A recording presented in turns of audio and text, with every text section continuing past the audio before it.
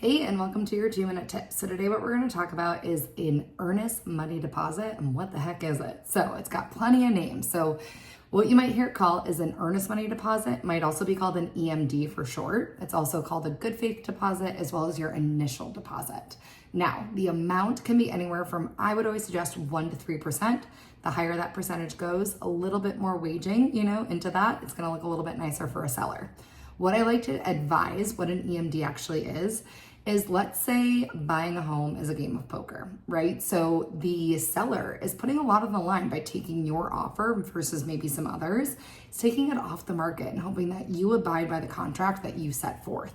Now, if they're gonna take their home off the market, what are you waging, right? So if we're gonna play this poker game, you need to put some poker chips into the middle of the table. So that's how I always like to describe it to clients.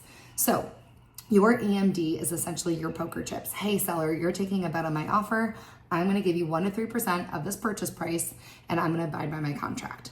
Now, if you don't abide by that contract, let's say on a 21-day close, on the 20th day, you get cold feet, all your contingencies are removed, you could lose that EMD, and the seller gets it.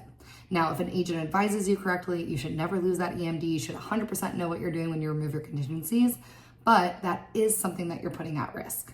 Now, another thing I want to go into is that this EMD, this 1 to 3% that's due right when you get your offer accepted and it goes and sits into escrow, is still a part of your down payment. So let's say you're doing a 20% down payment, that's 3% of that EMD.